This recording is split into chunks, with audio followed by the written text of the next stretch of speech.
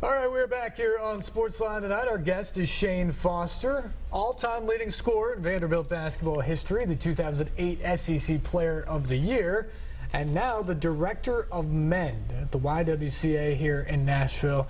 Talk a little bit about that position. You've had it for just over a year now. I had you on the program last year right as you took it. How did you get involved? Who contacted you, and what really was even the idea behind this position? Well, once I stopped playing basketball, decided to move back to Nashville, was kind of figuring out what it was that I really wanted to do. And there's so many things that I can do, and I just wanted to make sure that whatever I was doing, I was making a difference in the community and being able to give back to a lot of people that were giving to me. And so I was doing some work at Intrepid College Prep. It's a charter school here in Nashville, and I got a phone call from one of the guys at the head of school over at University School of Nashville. And he was telling me about this position that it came open, and he had told our CEO, Pat Shea, about me and wanted me to go in and thought that it would just fit my personality well. And so, to be honest, I had never heard of the YWCA, didn't know any of the work that they had done, but quite quickly I learned how very similar the issues were to my life and what I had lived, what I experienced, not only just in my own household, but as I traveled around the world playing professional basketball, we got to experience so much. I got to see so many people and just so many different walks of life that have all dealt with this issue of violence. And so just being able to use my influence as a professional athlete and as a former Vanderbilt player in this community to be able to stand up for something, for change that really, really does matter. And it's going to affect my kids. You know, I tell my wife all the time that I don't want to leave here. I love Nashville, love the people here. But when you think about going to bed and laying our head down and raising a family, knowing that this kind of violence is happening in our state and in our city, I have to be a part of the change. I have to be a part of doing something that's going to change those numbers so that when I do have a daughter, that the numbers aren't 1 in 4 and 1 in 5. They're 1 in 20, 1 in 50. Do you have any explanation for why the numbers are so high here in Tennessee? You know, I think they're high in a lot of places, and it just doesn't get reported. The reality is, you know, we talk about what happened at Vanderbilt University with the rape trial. We talk about what happened at University of Tennessee. But the reality is it's happening at universities across this country, and it's just not being reported because no university wants to talk about this great of an issue happening on their campus because you can't recruit kids. You know, you can't go to a mom and say, hey, this is the reality of what's happening on our campus as it relates to young girls, but hey, by the way, still come. You can't say that. Right. You know, so this kind of the evidence behind it, the statistics are skewed so much so that we don't have a realistic picture of what's going on. So right now we're 6th in the country, and we need to do something about it. And I think more than anything, the city of Nashville and the state of Tennessee has a great opportunity to show the rest of the country how we fix this issue, how we move this needle, and make Nashville the safest city in the world for women and girls. So this event that we're talking about next Thursday at Bridgestone Arena at 9 in the morning, the Men Nashville event, that was really your charge when you took this position, and to do this is to put on events like this. And last year when I had you on, you were in the infancy stages of getting this started and kicked off, and I know you had a handful of forums last year that were smaller than this.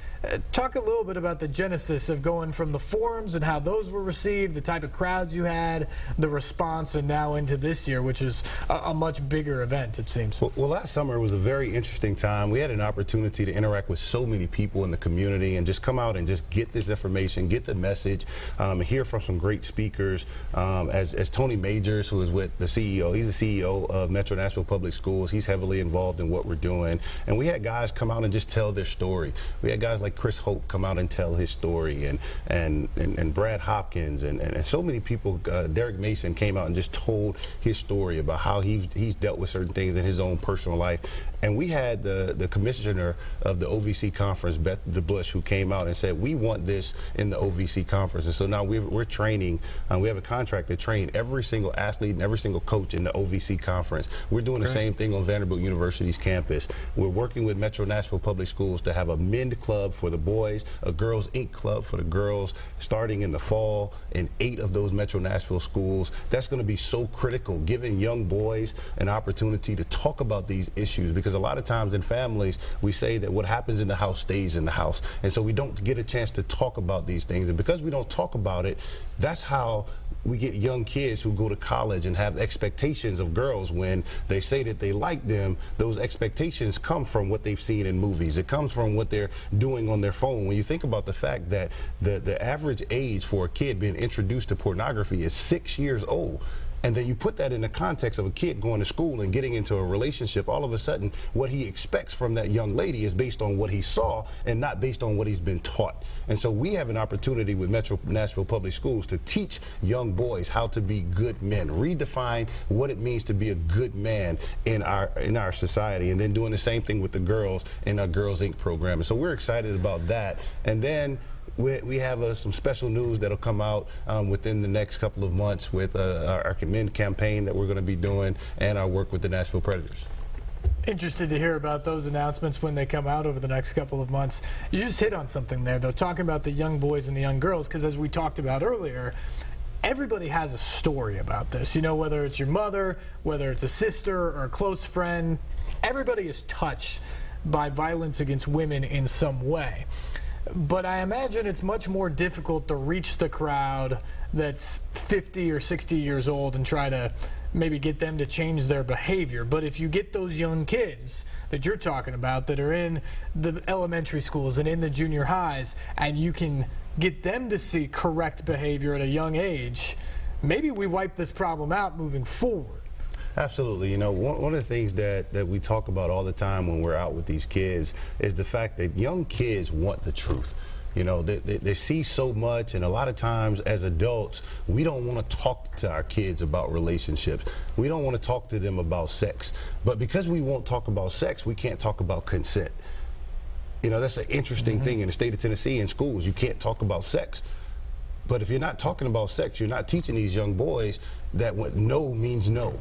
And that at any moment in time when she says no, when you're making that woman or girl uncomfortable, it's time to stop. We have to teach that. Those are just like rape and sexual assault is a learned behavior.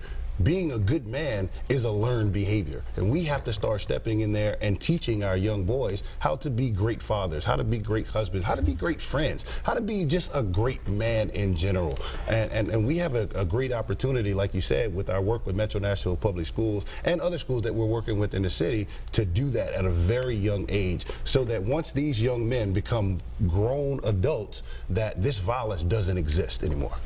How has the response been in the schools when you go in there and these kids get a hold of these programs? What are the types of things that you're doing with them on a daily basis to get this message across? It's amazing. One of the things that we're doing over at Ezel Harding Christian School is we're doing not a campaign, we're doing a digital media campaign where they're going to take what they've learned throughout the year that we've done in our men club when we're taught healthy masculinity. We went through and we talked about sexual assault and what that means, but we also talked about the man box and how men feel this pressure to stay in this box, and things like not being able to cry in public. And I tell the story about how when I was a kid playing football in middle school, the coach, after I got hit and laid out by a linebacker, the coach walked over to me while I was crying and tears flowing out my eyes and picked me up and said, out here on this football, you need to be a man.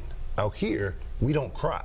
And how that shaped what I thought being a man was all about. And so we're able to talk through some of those things and the pressures that they feel, that things that they can do and can't do. So we talk through all of those things, and they're able to take all of this information and be able to understand that at the end of the day, I can't insult another boy by saying, yo, you throw like a girl, you run like a girl, stop being this, or grow a pair, or things like that. I can't say that anymore, because at the end of the day, when I say those things, I'm disrespecting women and girls. And I have a sister, I have a friend, I have somebody that I love and care about that I don't want you saying those things about them, so I'm not going to say that to you. You know, those kinds of things. And so once they learn that, they put that in a digital media campaign, and we're going to be excited to show that to the city of Nashville once that's complete. But those are some of the things that we're doing, and it's been so well received. Like I said before, kids want the truth, and it's so amazing when these kids start to understand, you know, how what they're saying and what they're doing and their behavior is affecting, you know, this larger problem of violence. Then they come back to me and they say, you know what, Coach Shane, there's some things I need to change. Yeah, it's a cool message, and it's cool that they see it, so especially so early on in the process. The other thing you talked about that I didn't know about, at least last year, is the Girls Inc. program. Is that what it's called?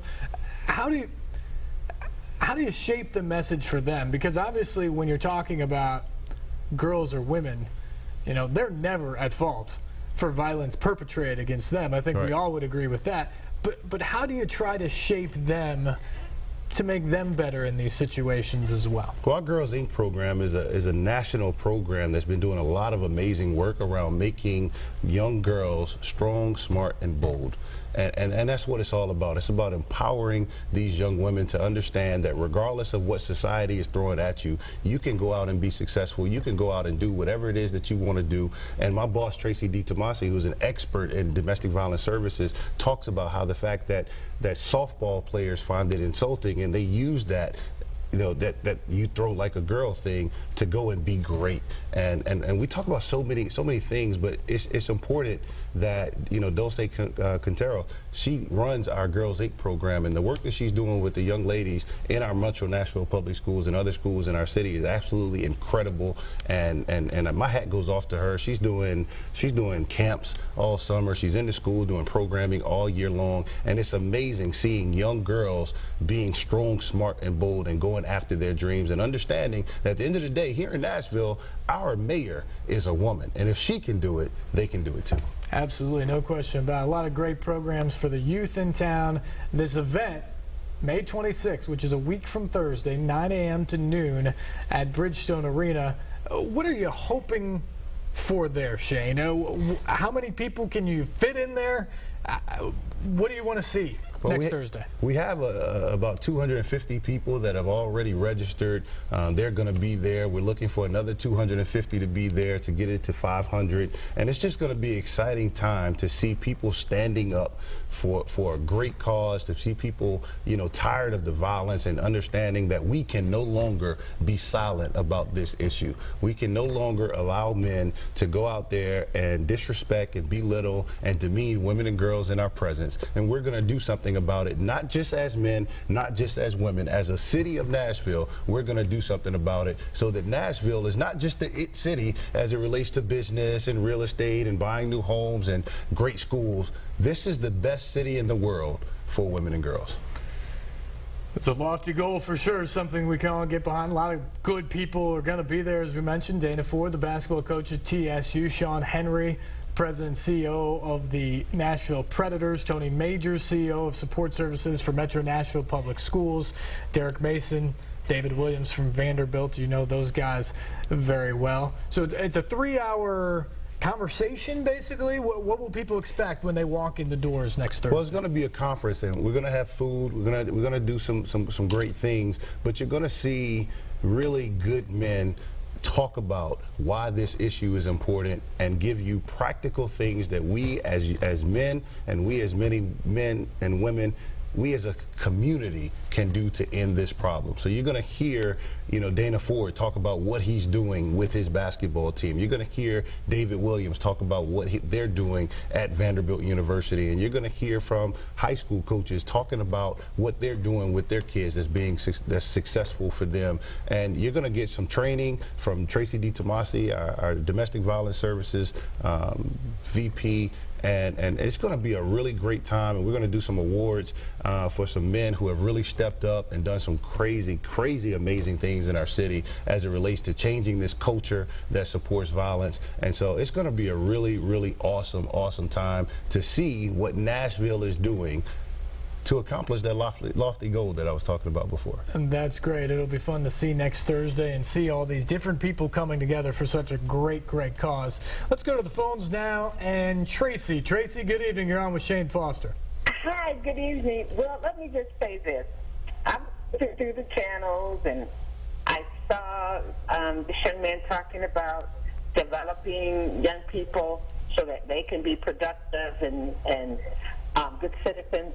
And I started thinking about the fact that as a former teacher, I used to try to instill all these types of things in my students: self-esteem, self-confidence, self-respect, etc.